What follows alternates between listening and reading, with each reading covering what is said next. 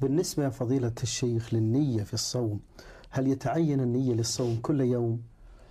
النية شرط لصحة الأعمال. نعم.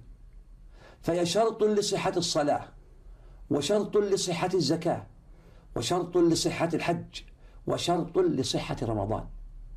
يقول صلى الله عليه وسلم: إنما الأعمال بالنيات وإنما لكل امرئ ما نوى. فلا بد أن ينوي الصائم بقلبه الصيام، ينوي ذلك بقلبه، ولا يلزمه التلفظ بالنية، بل لو تلفظ بها لكان ذلك بدعة. كما أن المصلي لا يتلفظ بالنية عند إقام الصلاة، ولكنه ينوي ذلك في قلبه. وكذلك فالصائم ينوي في قلبه أنه صام.